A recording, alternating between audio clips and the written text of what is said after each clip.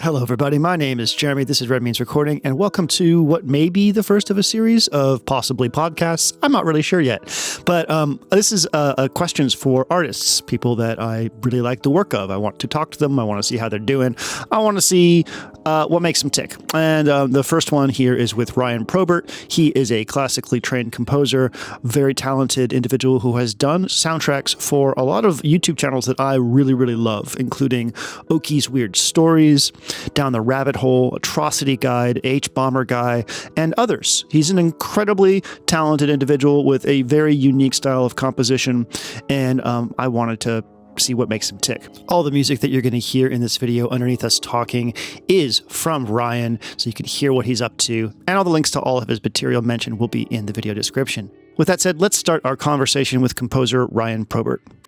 Hello, everybody. My name is Jeremy. This is Red Means Recording, and this is a new thing that I'm doing, inspired by our friend here, Ryan Probert.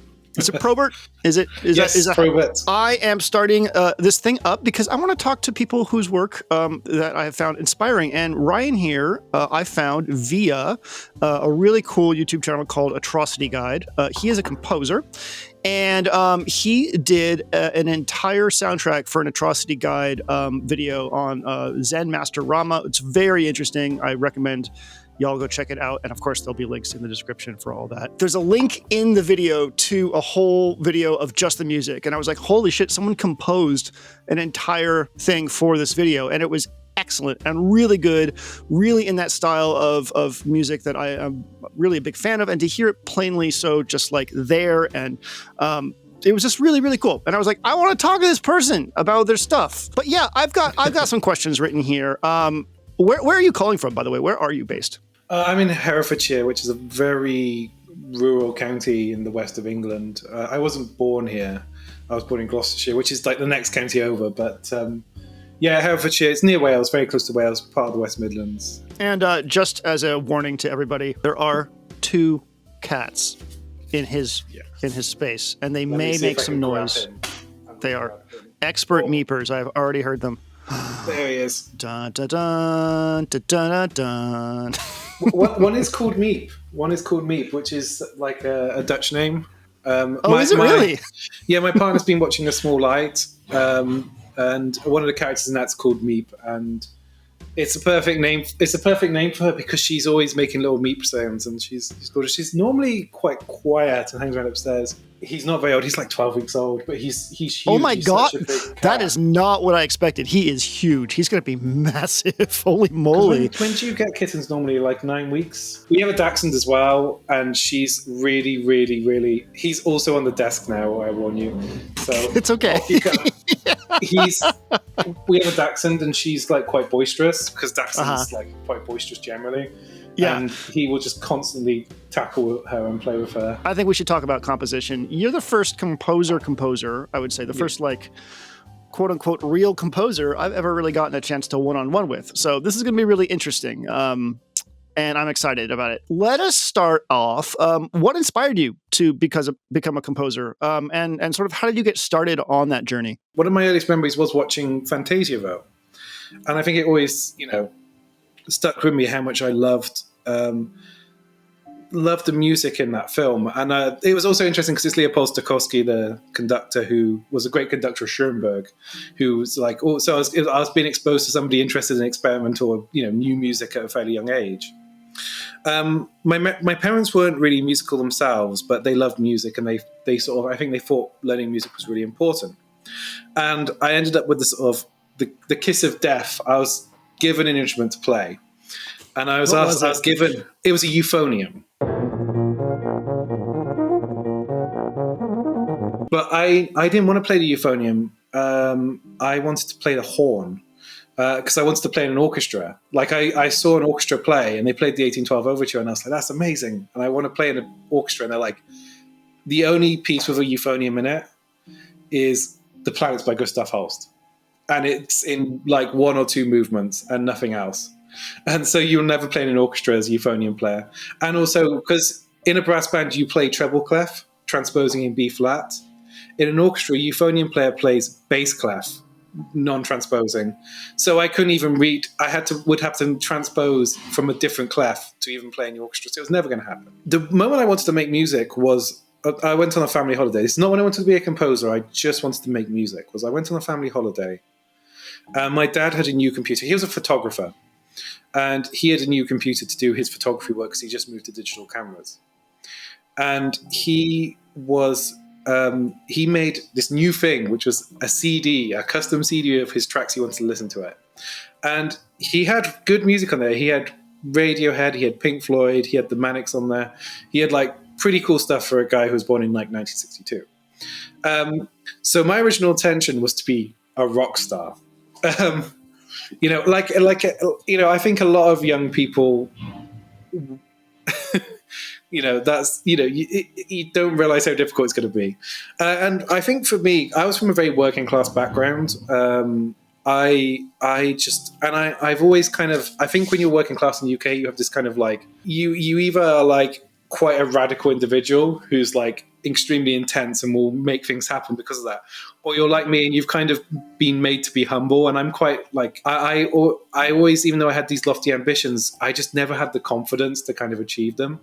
And I was a crap musician as well. I was a terrible guitarist. I do have a guitar in here, but I'm not a great guitarist. And also, being in a rural area, if you wanted to meet people to play music with, like-minded people, was very difficult. So I was kind of listless, and I was kind of languishing a little bit because I was like, want to be a musician, but I was just a million miles away. But there was a moment where I wanted to be a composer, and I remember it clear as day. And I remember coming back years later, and I was like, did I imagine this moment or did it exist? I came down the stairs of my family home. My dad was watching TV, as dads often do, and he was watching BBC 4. And Daniel Barenboim was giving Lang Lang a masterclass on Beethoven. Each note, legatissimo. You must get to the point. And he talks about all these details: the tempo, dynamics of stress, the articulation, and what notes are important. And they're all important, but and I just thought I want to make something that provokes that kind of passion in people and that dedication, that thought. That's what I wanted to do, and I actually made a little note down here, and I was like, it's on YouTube if anyone wants to see it. If you Google Lang Lang Daniel Barenboim masterclass, you'll see it. I was 90% sure I wouldn't be able to get into university because everybody I met were like, I was going to try, but everybody I met were super, super like great musicians, great at listening. I wasn't a favorite at school either. So I had this feeling that I wasn't like a very good musician, even in this small pond, but let alone a big pond. I didn't have any chance. But I was going to try, and you'd go to audition, which were more of an interview for composition, but people would audition. And there'll be people there who were auditioning for the 5th time. Yeah. And it was like, God, if they're struggling and they sound great, what chance do I have? And I applied to the Birmingham Conservatoire. And like I said, there are people there doing their 4th or 5th attempts. And I went into the interview. And to this day, Michael Walters and Joe Cutler were the people who interviewed me. They are so immensely dear to me because I was green as hell. But I was like, I came to them and said, look, I'm not very good at this, right? This is the best I can do, but I'm going to die trying, And they were like, okay, we'll give you a chance. And it was a massive moment for me. I wouldn't be, it's ridiculous to say, but I wouldn't be here today without that. It was life changing.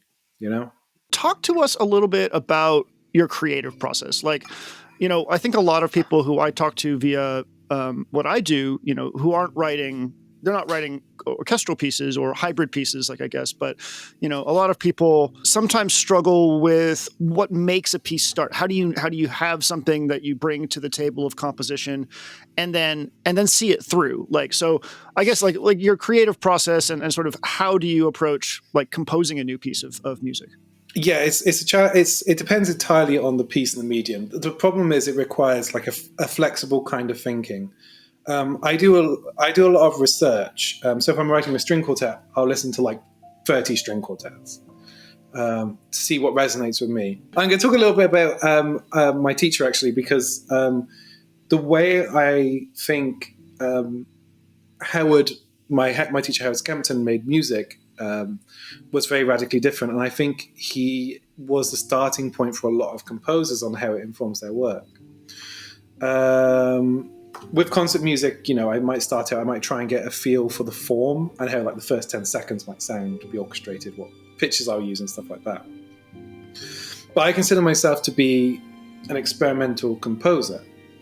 And this was the influence of Howard, because the term experimental music has been around for a long time, but Howard, my teacher, is often referred to as being part of the English experimental school, which I'm sure is called the English experimental school, not the British experimental school, because it's got alliteration, but the English experimental school. And I think he's probably one of the leading composers in it. And I think he's unusual, Howard, because, and actually he might not be unusual, but for me, he was my first experience of a composer doing this, is that he will literally try and employ controlled experimental methods into making his pieces. Howard was really influenced by, I mentioned he was interested in psychology, and he was interested in psychology, and he was interested in the experimental method. And there are other composers you call experimental, and I think, I always view the earlier composers before Howard as more kind of aberrations. They're abnormalities, John Cage, for example, explored like a really broad range of fascinations and unconventional ideas. So he was interested in resonance. We mentioned resonance again. He was interested in sound and noise. He was interested in letting go of control of music. He was very interested in chants. And I could be here talking all day because he did such a wide range of stuff. He found fascination wherever he went, and he would just explore it in a really profound, interesting way. And I think he had like his personal taste was very important. So I think he had very unusual personal tastes. He was less keen on making works that featured improvisation, for example. He was more keen on using chants. And one of my teachers, who I studied with very briefly but very influenced me, was a composer called Joe Kondo, who's a Japanese composer. He lives in Kamakura. And he's absolutely fascinated by hocket, which is it's a medieval French word, I think, but it's where you pass the melody between instruments. Yeah. And he used to produce what people called linear music.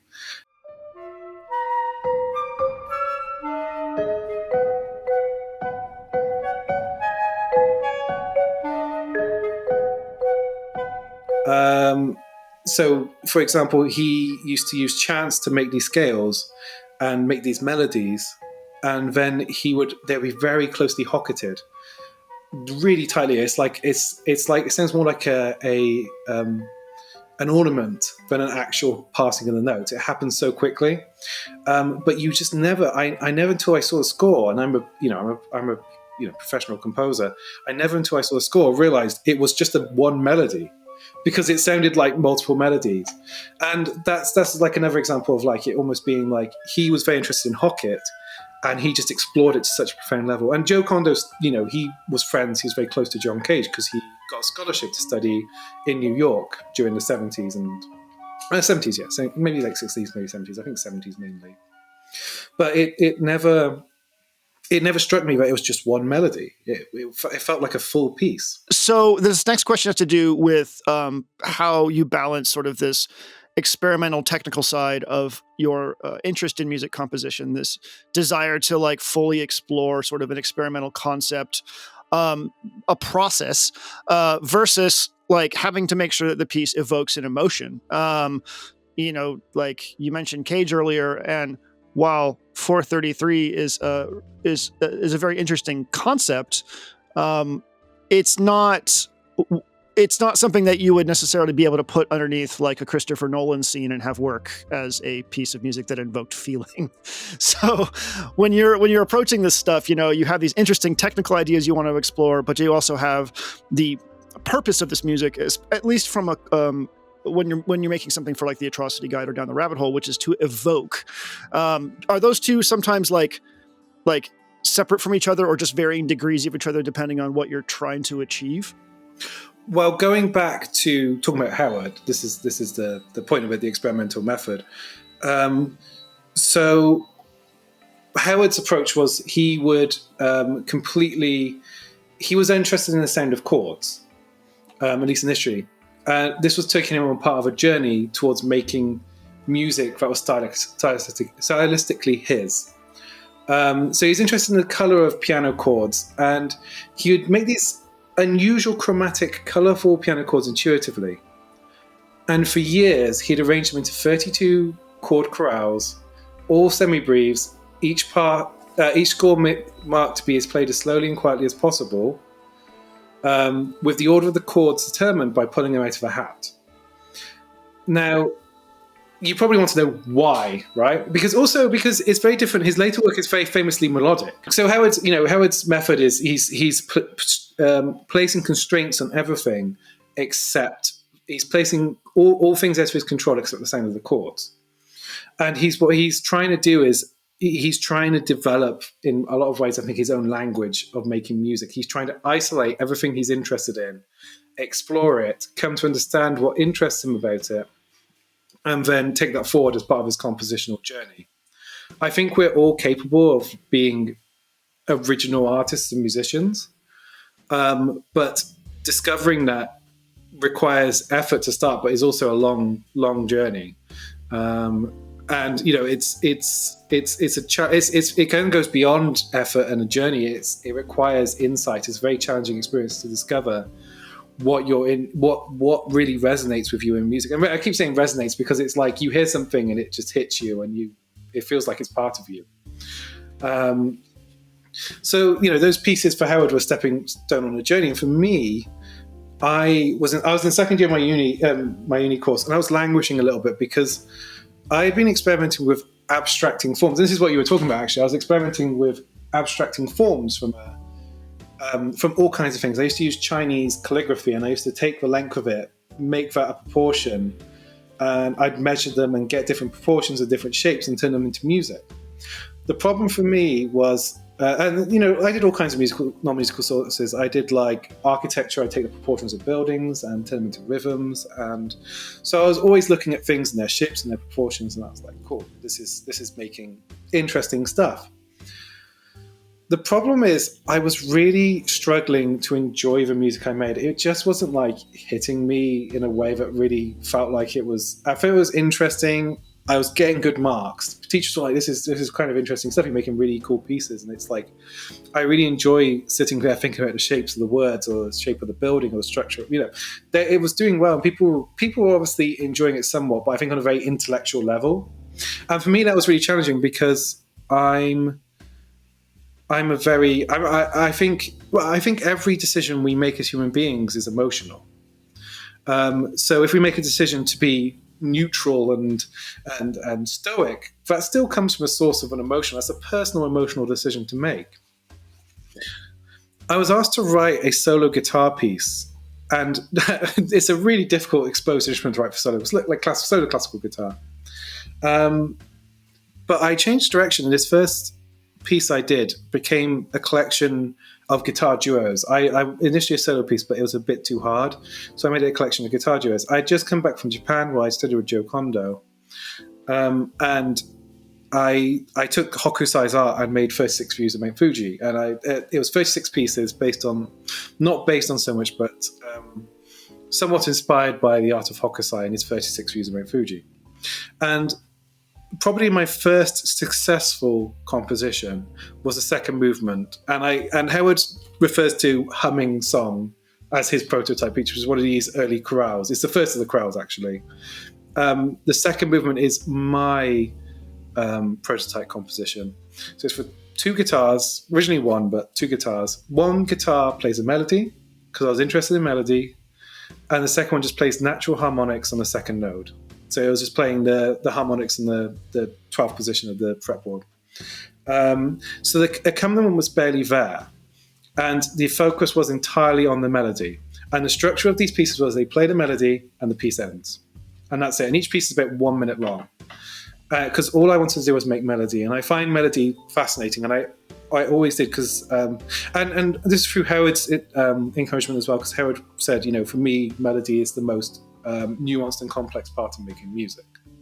It defies our understanding of time. It calls back and forward and all kinds. It's a really magical aspect of music making. It sounds silly saying that because it's such a central theme to so much music. There were a lot of composers when I was at university who were not making very melodic music. They were making music sort of inspired by Ligeti's like Requiem and atmospheres and stuff like that, which were very focused on texture and color, like how I guess Howard's early chorales were. But for me, I was interested in melody, and those pieces became my prototype piece. And even now, I think listening to my music, it's extremely melodic. It seems as if it is kind of like something that you kind of have to control your dipping into on both sides. You sort of have to like let both breathe, but also kind of like the experimental versus the sort of intentional. And it's really cool how you mention, the pulling chords out of a hat thing and some of these techniques, which at least that technique seems to be a little bit about removing the sort of a barrier to a possibility, which is yourself, removing yourself from the decision-making process in what might go next to each other, because if you were to make that choice, you would get exactly what you expect and you would know exactly how it sounds. And sometimes we don't want that. I know Radiohead actually used a technique like that for some of their lyrics. They cut them up and put them in a hat, and that's what they sang. Well, I think human beings are very good sort of regurgitation machines. That's one of our issues, because we learn through imitation. And I think we should always be, I think as a composer, one of the things that's always really benefited me is giving up that control to then deal with the result of what I have, what I like about it, what I don't like about it, and then moving on from there. One of the things I've become increasingly interested over the years in is the concept of the moment. Because the moment is the moment was a traditional measure, 90 seconds in length, I believe. I say believe, I'm pretty sure. I'm just hoping I got that wrong. But it was a traditional, and it was to do with when we had sundials, and they would refer to the moment as the passing. It was a unit of passing time, and the brevity of the original guitar pieces was always very interesting to me. How short they were in a minute, how that radically changed the way you listen to them. And what I've done increasingly is I was producing music with these very contrasting sections. But I was always interested in very, very unusual music. I used to listen to I was bothered for the longest time by Stockhausen's music, like this very serious elektronische Musik. And they, when you look at the score for something like Contacta,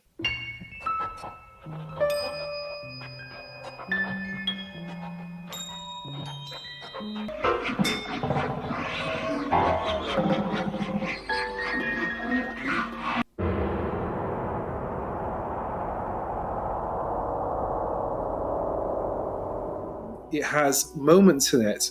So he has like these little numbers above like 2A, 2B sections. Some will be short as a second, and some will be as long as a minute and a half. But I became really interested in how, like, if you had a section of music that was like 10 seconds long, how that would feel very different to the part that was a minute long.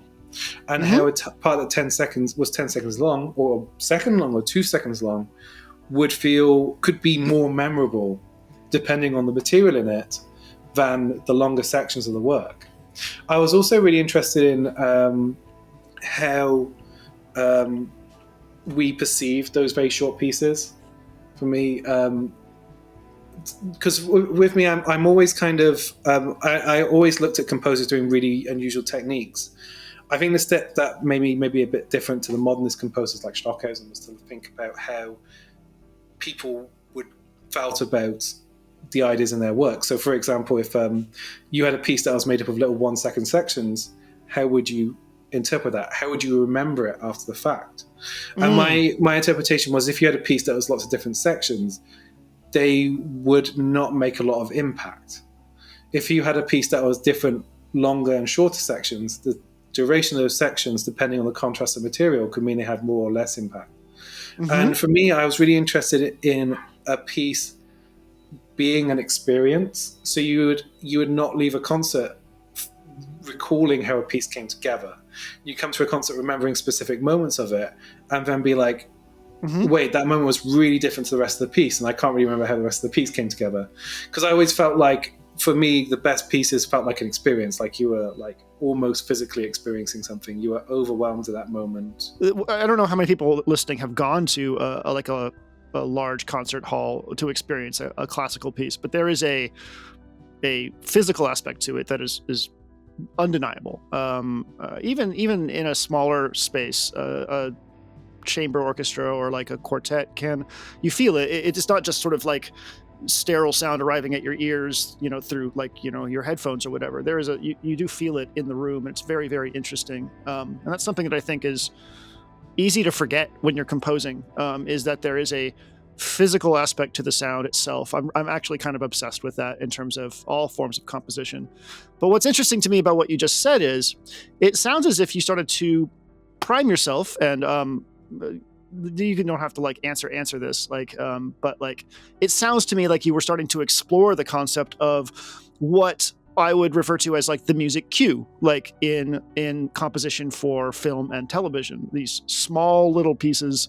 Well, the cue is, I guess, anything that you might do, but like in music composition for television and movies and even video games, you might have like a 2 or 3 second thing that you've composed because you just need something for a specific scene or a specific action. And so while Stockhausen isn't probably going to be it, like you were thinking a lot about like something that you've probably ended up acting on now that you are composing for more visual mediums. Well, I think film's really influential because for a lot of composers, because film it's like it disrupts the natural order of events. So film's different to theater or different to what happens in real life because it's a edited and curated version of an event that's like might be real or imaginary, or real or fantastical is probably a better word. But I think for a lot of composers, film's really interesting. And whilst and for me, I had this idea. I always liked film, but I didn't like the film industry. I didn't like the way a lot of the people who were very interested in film at university, and there were some really successful people. Seigen Okanola, who did the music for Doctor Who, was in my year. But when he was at university, I remember him making music for like, maybe it wasn't him, maybe it was another composer, but they were making music for like a production library. And for me, it never really sat well that I could make music and kind of post it down into a black hole, and one day maybe it would drift into somebody's hands and they'd use it for something. I always really enjoyed the experience of working with people. And I think that's how I got into film today. And I always loved film music, and I always, I love film and I love watching films. And so there was always that ambition for me to maybe make film one day, but I just, I couldn't stand the career path. And I remember people talking about sync and stuff like that, and how you get 100 composers writing music for an advert or something. Jeff Hannon, one of our teachers, was saying, it'd be his weekend. He would sit down and he'd write music for this advert, and he might get 200 quid or he might get 10 grand or something if he got chosen for the advert. But at the same time, I was like, God, that sounds terrible. I don't want to have to lock myself away for 3 days to work. I want to just find people, do something together. If I find a filmmaker who likes my music, we'll do something together. And that happened for Howard. Michel Gondry loved Howard's music. Howard was probably a little bit stubborn on talking to him, but he was asked to do the music for Eternal Sunshine of Spotless Mind. And he turned it down because he just couldn't work in editing his pieces for film. He just couldn't work with cues. And he said, I can't do it. And I said, next time, Howard, you tell me. This was before I met him. This was like 2007. And I was like, please tell me next time. I will help you edit your pieces into cues. Because and he has used, Michel's used his music in Is the Man Who Is Tall Happy, the interviews with Noam Chomsky. So he did come back and get his music into some Michel Gondry. But yeah, that was always what I wanted. I was, and he heard Howard's music on the radio. So I always wanted that relationship where someone came to me and was passionate about what I did and said to me, hey, put this together for me. And I'll be like, yep, let's do it. I don't want to post stuff into a black hole. It sounds miserable. You and me are on the same page in that the collaboration should be organic, and it really does need to be about mutual respect and admiration of the work and the person. All right, well, this is a big one. So how do you deal with creative blocks or challenges while you're composing? I'm sure there are some pretty unique ones that I myself, as a person who writes music but not orchestral music, has run into, and I know a lot of people run into creative blocks and just sort of dead ends while they're composing. How does that work out for you? Something I could have mentioned when you talked about process was I work on like several pieces at once. So I'll work on 3 or 4 pieces across a day. And so I'll work on one for 2 hours. I'll work on another one for 2 hours. And I'll work on another one for 2 hours, another 2 hours. Or I might have like some basic tasks. So if I'm working on an orchestral piece, I'll break it down and I'll orchestrate it, like 4 bars of it. Then I'll go and work on a different piece and orchestrate it, or, do whatever, produce it. So, but yeah, I think one of the things you mentioned as well was like students, maybe your students, I think or people you speak to, they struggle with where to start the piece. And I think that's the most dangerous, fraught moment of putting a piece together is when you're starting it. Because the starting point will define everything that comes after it. It defines every aspect of its development. So a starting point you're happy with is really tough. And I think one thing that's really helped me is every piece I work on, I've always had this decision to make in it at some point where I've gone, this melody can go here, can go this direction, or it can go this direction. It can turn into this or turn into this. And I have to discard one. And it always makes me a little bit sad. But I've always made a point to go back to it and pick it up again if I'm stuck. So I'll say, well, I couldn't do this with the last composition. I'll take this piece now, rework it into the start of this piece, and now it can go that direction I thought of, in the other way. And I mentioned before, I have these pieces with short little 1-2 seconds, maybe not 1 second with 2 seconds, but like 5-10 second moments, 30 seconds. They don't repeat. They're kind of quite non sequitur. But I like the idea that the repetition can take place between pieces. So then you can have a reference to another piece in the next piece.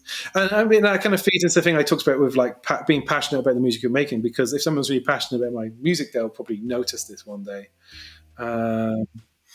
But yeah, I dare I say I expand the music out into this expanded universe. There's a couple things about that are really, really smart. One is the multitasking, being able to say, this isn't the only thing I'm working on right now. I can shift gears and sort of let this go for a little bit. And then you're always kind of cycling between the needful, so to speak, the thing that you have to focus on right now, and then coming back to it later with slightly fresh ears. But then you've also like theoretically succeeded a little bit at the last thing and learned something, and you create this sort of iterative process where everything is sort of like being able to pull from the success or failure of another section, which is really, really smart. I think one thing I'd warn against is listening to composers who inflate their productivity or are just plain mad. I remember Stockhausen claimed he worked 18 hours a day on music, and I just remember going, no, you don't. You don't work 18 hours a day on music. Music's tough and it takes a lot of work and it takes a long time. But working 18 hours a day is really bad for you. Working 8 hours a day is really bad for you. And I normally go out for a couple of hours in the middle of the day and, go for a walk or walk the dog, go for a bike ride. And it's a marathon, it's a marathon, not a sprint. Every composer who's worth anything will always tell you it's better to work lazy than to work hard. And Stravinsky used to say, like, good artists imitate, great artists steal. But that attitude is like part of the attitude of a composer. Composers are really lazy.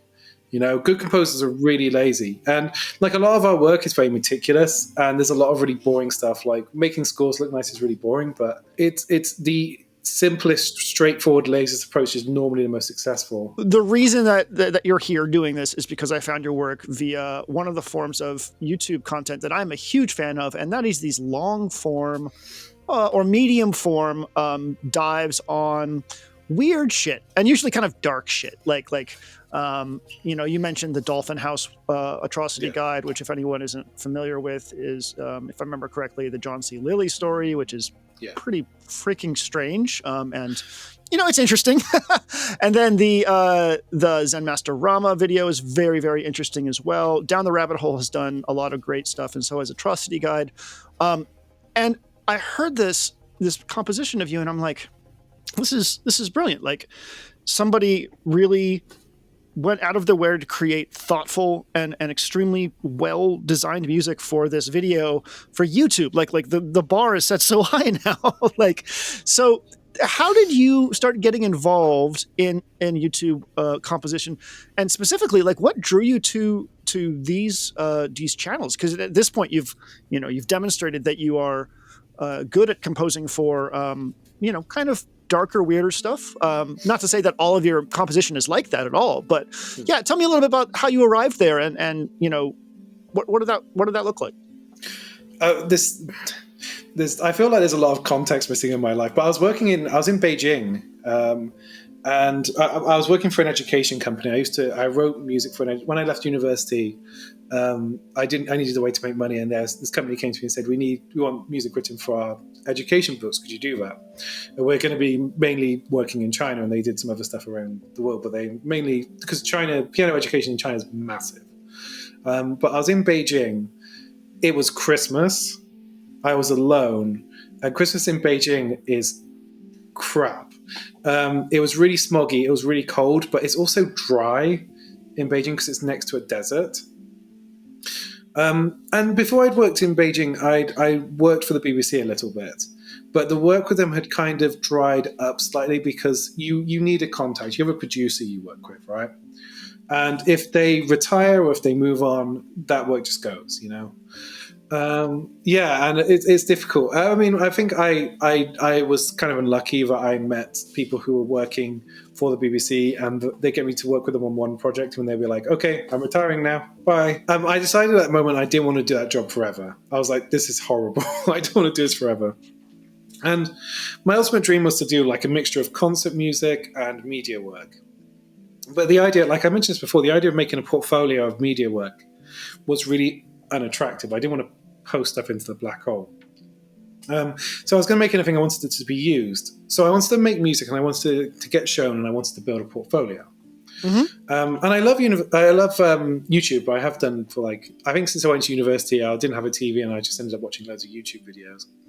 One of the channels I was a fan of them was OSW Review, who do wrestling reviews, because when I was a young person, I was a huge wrestling fan, and I was also fascinated by wrestling as a composer because I loved the theatrical side of it. I loved the use of music and lighting and drama in wrestling. That was always really interesting for me.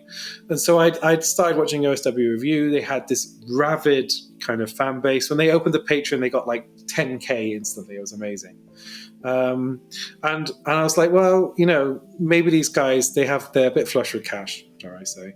Maybe they'd be up for asking me for a piece. And I got in touch with Jay Hunter, and he was immediately this sounds great. Let's do something. And it was October 2017. I had the first track for OSW Review, which was a parody of the opera scene from Final Fantasy VI, but with the music set to acceptable in the 80s. So it was like a mixture of the stars, because that's their theme tune, was acceptable in the 80s. When it got content claimed later on, so they couldn't use it anymore. I think it was about early 2018, I found Frederick's stuff, because I found his video about Spoonie. And I remember I used to really like Spoonie because he's really passionate about really obscure games. I never really kind of made sense of whatever happened to him. And I loved how professional Fred's work was, and I loved how well put together it was. And despite him not working with a composer then, he was using Kevin MacLeod music, right? I think that's the name, the royalty-free music. He utilized that really well, though. Initially, Frederick thought I was scamming him because it was too good an offer to write music for him. Because I wasn't asking to... I initially wasn't asking to be paid. I was just like, do you want me to contribute something? And maybe later on, if it works out, you can, throw me a bit of cash. But he eventually was like, okay, this guy's legit. And working with Fred, at least the start, was really tough because he had such specific ideas of what he wanted. And it really kind of took 6 months to get into the swing of it. But my career as a composer for YouTube kind of really more took off when COVID happened, because I had to leave China, because I was working in Shanghai later on. And Shanghai was a much nicer city than Beijing. Shanghai is like a very unusual historic city. And it's a really beautiful city as well. But I had to leave because of COVID, because I remember I left on the 23rd of January 2020. And I could, I've never been back. But that was the start of my career into making YouTube YouTube content full time. So, I mean, it seems like that went well for both you and the client, so to speak. But an opening theme song is a lot different than doing like an entire video, let alone like multiple entire videos. So. Yeah. From there, did you do sort of a lot of cold calling, or did it kind of like word of mouth? Did people start saying, "Hey, like you need something written? Like we got this guy." For me, it's almost always been people reaching out to me or being passed on via word of mouth. So, for example, Frederick suggested Atrocity Guide that they work with me. And then I think Oki, because I did Oki's Weird Stories as well, Oki got in contact with Atrocity Guide, who got in contact with me. So that's how it's come together. And Hbomberguy sent me a DM on Twitter. Wait, you work with Hbomberguy? On his vaccines video, I did some of the music, because it's quite a dark that's episode. rad. That's so cool. Yeah, I mean, huge fan, obviously, of his work. I think it's really benefited their channels as well.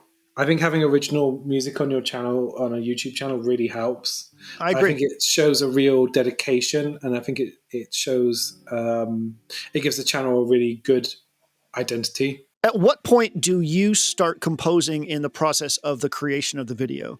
So it's very much collaboration, and I really think if you and a producer aren't on the same page, you get really unsatisfactory results. One of the things I actually I was talking about in a lecture actually was about determining the right start point for a project. I was saying how I've been working on a video game, and initially I saw the video game with standard assets, so it had like a pretty blue sky and green trees and stuff like that. But actually, it was meant to be a haunted kind of vibe instead, and I just couldn't see it until they had the final assets in.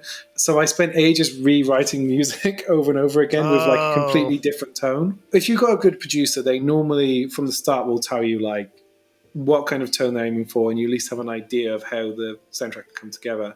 I think as well, a lot of the producers I work with also aware of, like, I think quite conceptually. So they're like, well, this is set in this period, so maybe we can have a bit of this from the start of music of the time. If you look at like the John C. Lilly soundtrack, The Dolphin House has that guitar in it because it has a lot of references to LSD. So it's from the period, but also Syd Barrett was so damaged by the drug, and like I guess John C. Lilly was, that it seems an appropriate link to make.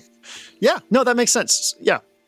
I think ironically, actually, the soundtrack to the Zen Masterama video, I felt was less successful. I thought I'd let myself down with that one because, and I don't think it was Atrocity Guy's fault. I think it's more the content of the video, because I'm always looking for an angle into the soundtrack. With May Island, my concern with the episode was the Battle of May Island from Down the Rabbit Hole. My concern was the video could be a bit dispassionate, because I recall somebody in the comments saying, I've never been so invested in little ovals traveling towards each other. Traveling in one long single file line stretching for over 15 nautical miles. Because that's what it looks like. It just looks like little ovals which represent ships traveling towards each other. So I really wanted to make a soundtrack that was like a physical, visceral sound. And I spent ages with like metal chairs from my garden.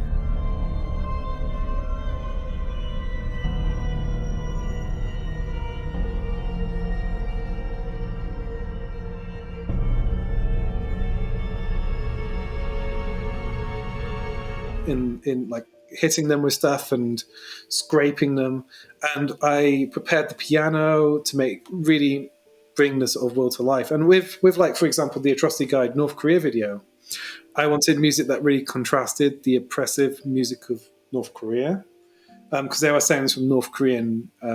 There's like this siren that plays this haunting melody, and I wanted music that was warm and intimate because it was about two people's relationships. And one of the films they reference in there, which is not a North Korean film, actually a South Korean film called A Flower in Hell. So it felt like that, and I listened. I heard that title and was like, that's like something to really hold on to, that idea, because it's like this precious little island of sound and intimacy inside this very cruel environment.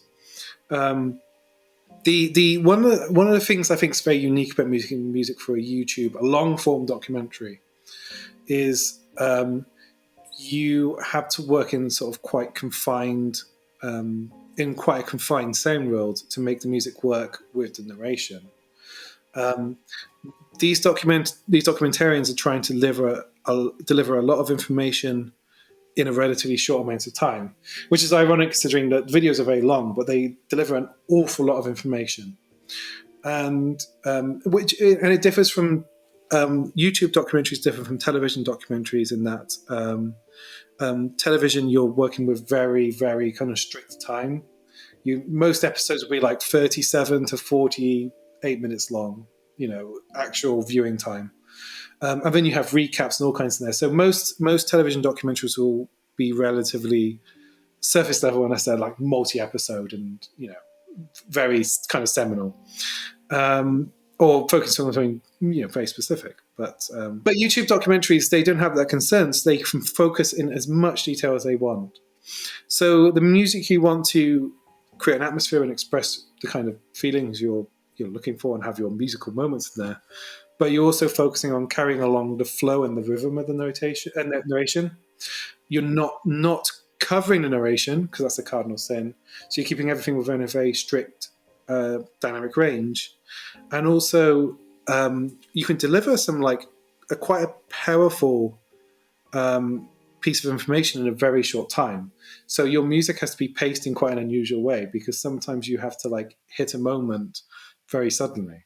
So when you're making something like this, I mean, you got into this just a little bit, but how do you find a balance between the thing that you want to say as a composer and maybe what the client has in mind? This is sort of more of a professional question, but I think it's interesting to anyone that's in a creative field, because you have your vision and you do try to marry it with theirs, but at the same time, there might be a gap. How do you work that out?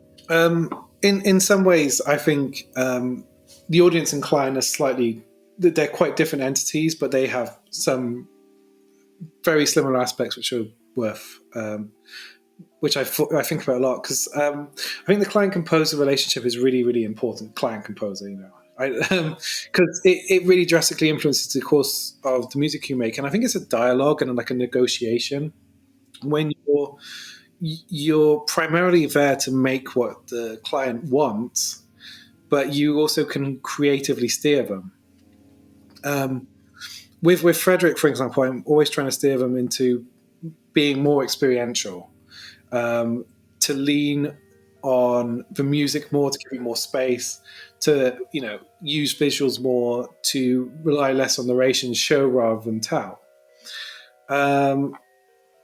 But they have their own concerns about all kinds of things, because they're less interested in my artistic vision and more interested in things like delivering the information correctly and succinctly, retaining people's views, because that's what their job is, And also some people, for example, I every time I talk about maybe we could use a diagram here, or maybe we could use some footage here, or some stock footage or something like that, and give the music a moment, he's like, I'm just aware that some people don't watch my videos; they will listen to them. They just listen to them. Yep, and that's very common. So, and also, I think Fred, for a long time, they were very concerned about how altering the format of their videos would change whether people watched them or not. And I think I, as I've gone through my career, I've developed more trust in my judgment. And I think Fred's getting there. they're kind of recognizing that they can trust their own judgment when they're making stuff. I'm always slightly ahead of the curve of a lot of people I've worked with, because I'm always going, let's do something really crazy. Let's just have no narration for a minute and just use footage. And they're like, calm down. Right. But with audiences, actually, thinking about this, the dialogue is there too, but it's kind of like, I was trying to think of a character, because I knew you were going to ask this question. I was trying to think of a character that represented the audience. And they're like an evil guy. They're like Gollum. That they can be really useful. They can take you, but they can lead you into disaster. So, for example, artists aren't psychic. We can't assume to know what an audience will like.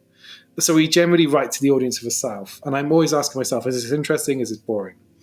And in reality, you will have a crossover with an actual audience.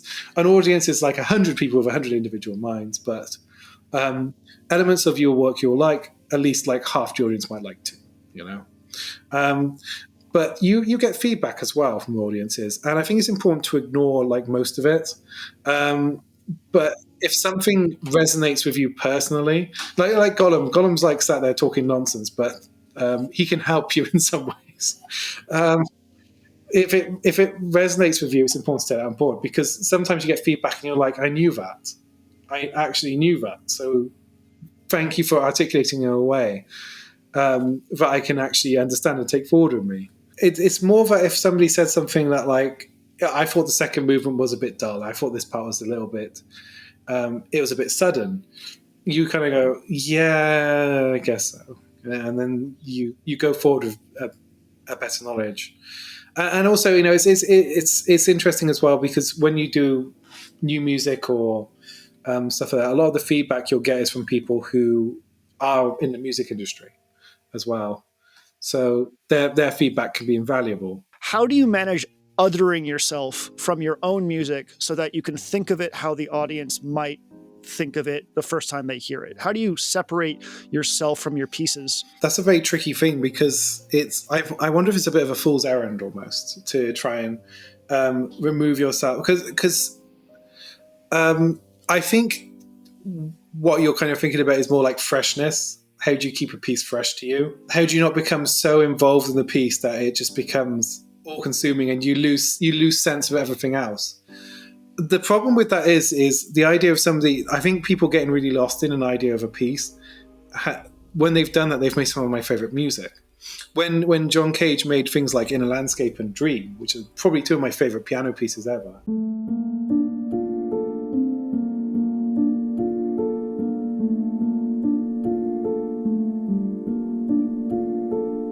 He was so obsessed with like resonance and sustain, and it was to his teacher Schoenberg completely irrational.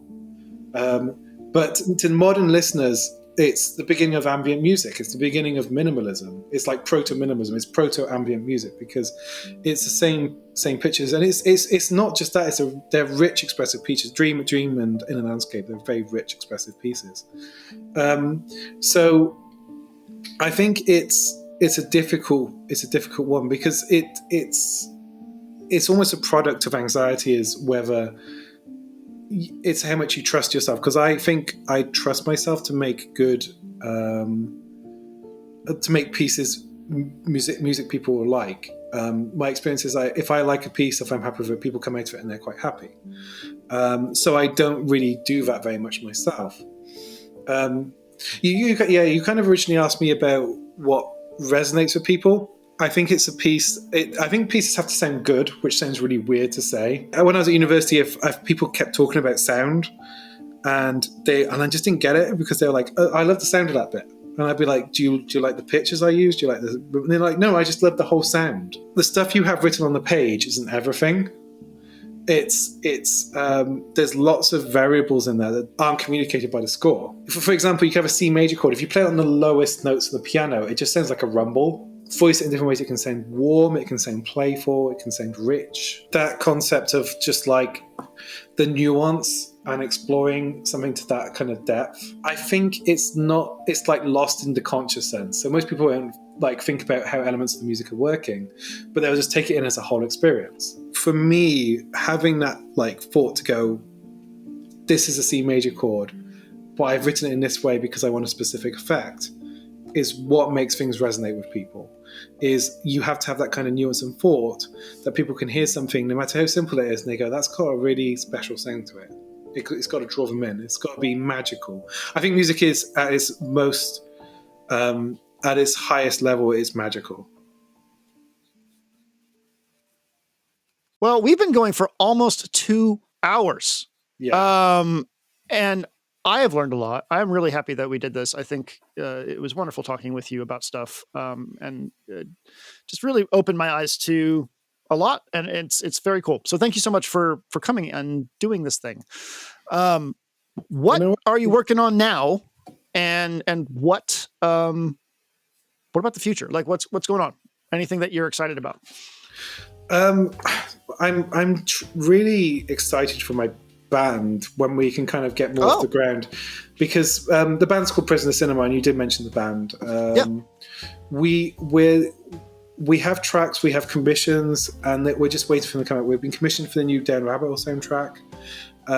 We have another track which is like in post-production, but it's just like slowly kind of inching along. These things, when you're trying to get them to come together, just take a long time. And we're slowly getting there, putting more stuff out, trying to get a bigger platform for ourselves. When we're part of, I think, the new Down the Rabbit Hole episode, lots of people will see our work and will come to see us. Mm-hmm. But I wanted to be in a band since I was, like I said, since I was about 12. And it's taken me like decades now to get to the point where I felt confidence to it, because writing songs is a completely different beast to composing. Absolutely, it's a completely different kind of form. You whereas in classical composition, you're thinking about form all the time. It's one of the main avenues of expression is how you use form.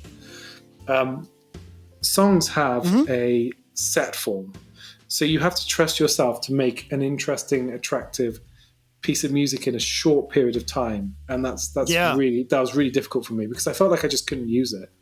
I couldn't learn it. Forgive me, couldn't learn how to do it. I had to learn to kind of trust myself enough to start writing songs properly. So I'm really excited for the band. I'm working on a percussion piece. The percussionist, they did some stuff for the Atrocity Guide episode. Merrick Haji Sheik, I think I'm saying that correctly. I'm working with them on a microtonal vibraphone piece with electronics. They have, I don't know if they developed a method, but they have a method of retuning their vibraphone. I was about to ask. Yeah. they use what's the word I'm looking for? Sort of the kind of the poly clay, that transparent clay. They use it to put different weights on the vibraphone bars and change their pitch. So that's how they're able to do it. And that's awesome. Yeah, there's that, and Charles Matthews is touring some of my piano miniatures, maybe some of my organ pieces coming up.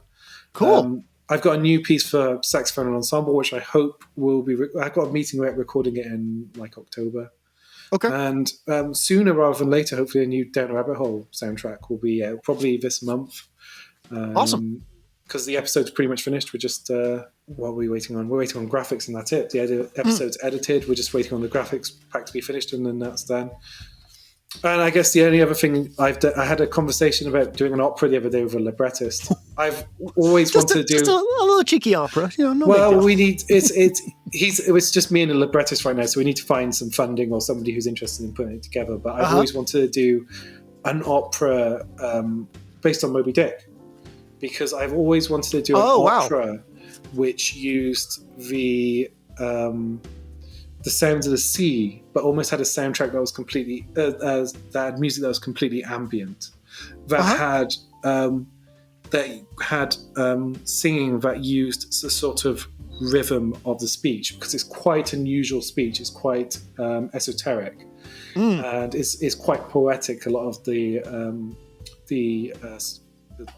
I don't know if dialogue's the right word, but a lot of the things the characters say in Moby Dick is quite poetic.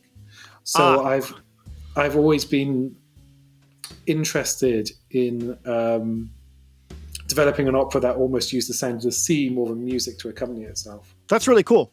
I hope it will be. I hope it can get off the ground and we can actually get some funding to put it together. Where can people find you and your work online?